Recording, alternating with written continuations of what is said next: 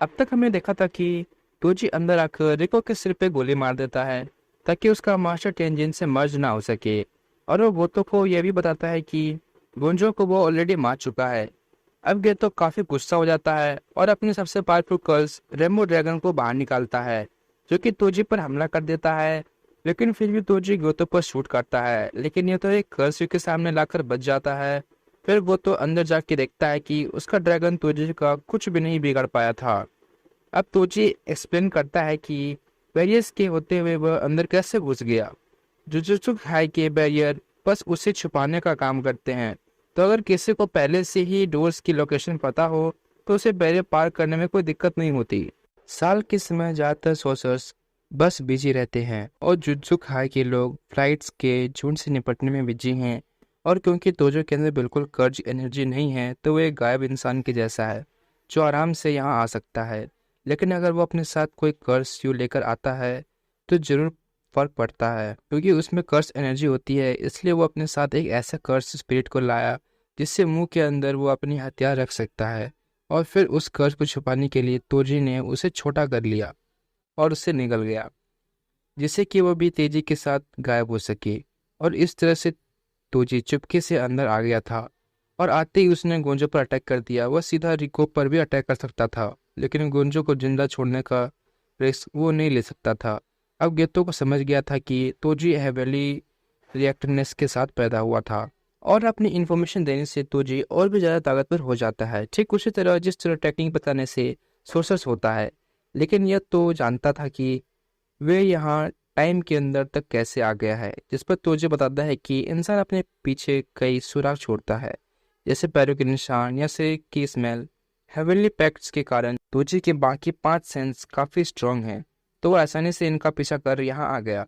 वो तो पूछता है कि रास्ते में मितासु मिली होगी, जिस पर तोजी बताता है कि वो पक्का नहीं कह सकता कि वो औरत अब तक जिंदा बची होगी या नहीं।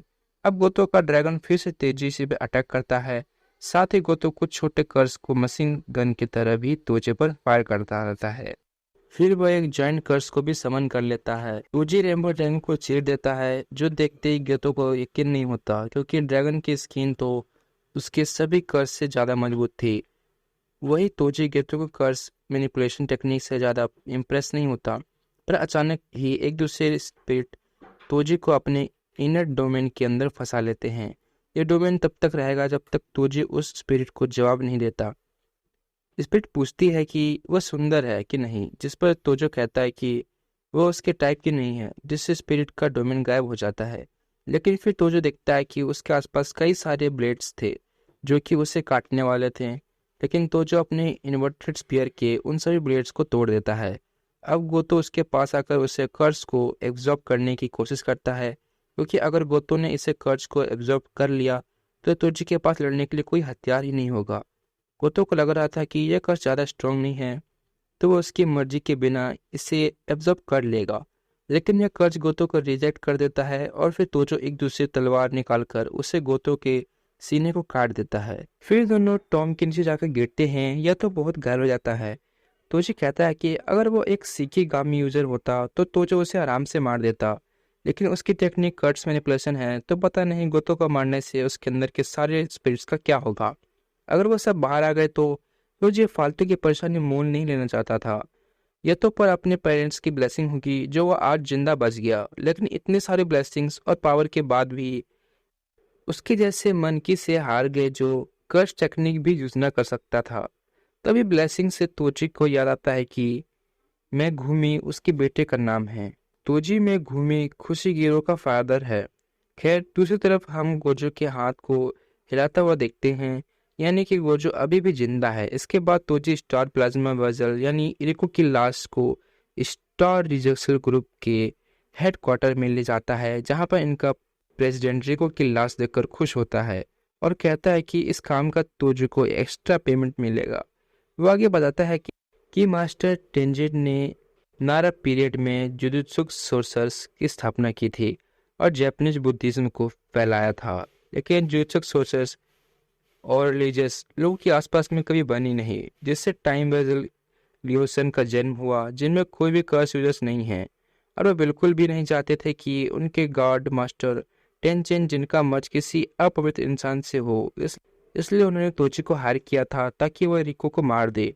और इसका जो भी अंजाम होगा ये लोग भुगतने को तैयार हैं, चाहे master tension out of control होकर इंसानियत के लिए ही खतरा क्यों न बन जाए।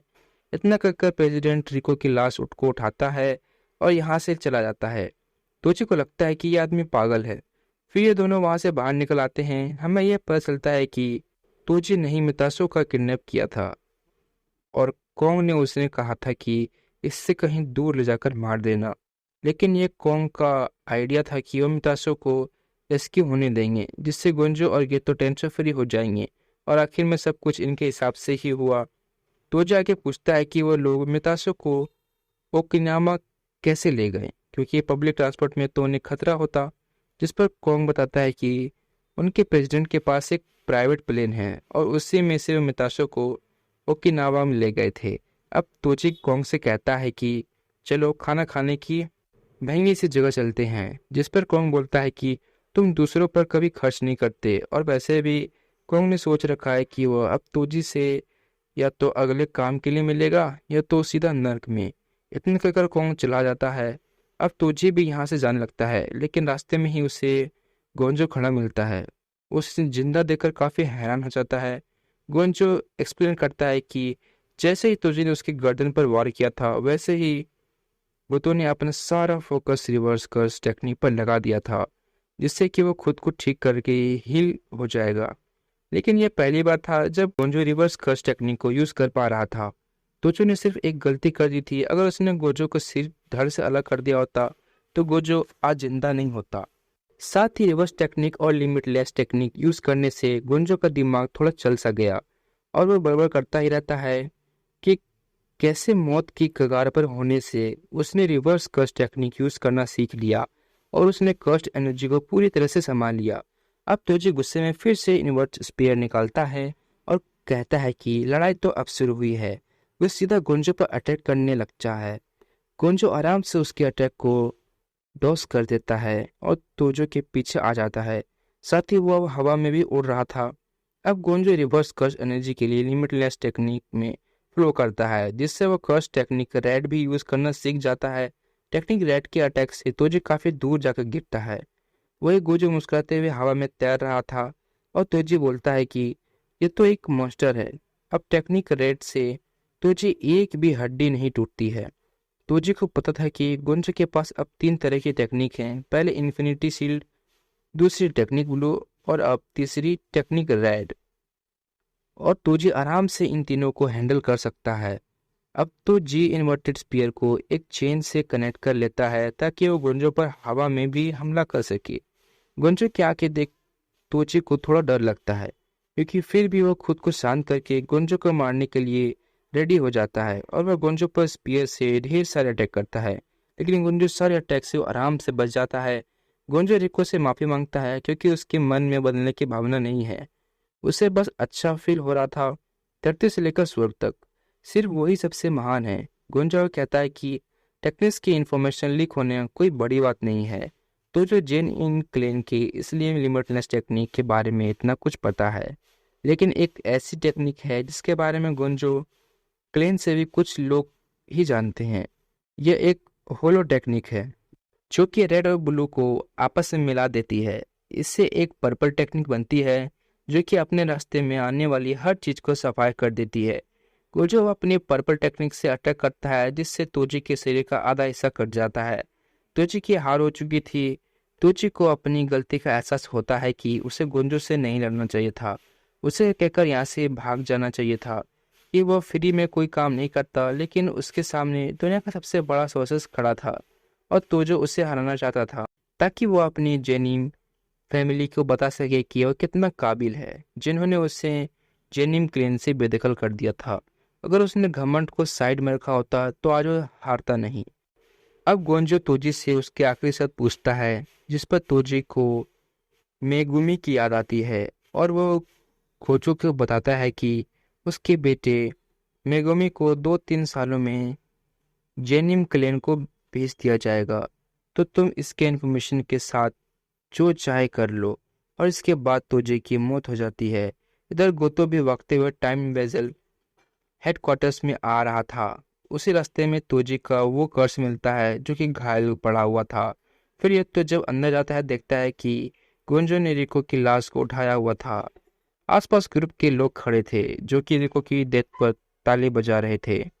गोतो गोजो को बताता है कि शोको ने उसका घाव हील कर दिया था और वह तुरंत यहाँ आ गया। लेकिन गोतो को ऐसा लग रहा था कि गोंजो अब काफ़ी बदल गया है। वह गोंजो से कहता है कि अब उन्हें यहाँ से चलना चाहिए, पर गोंजो गोतो से पूछता है कि क्या उन्हें यहाँ खड़ा सभी लोगों को मार देना चाहिए, क्योंकि उसका तो कुछ भी करने का मन नहीं है।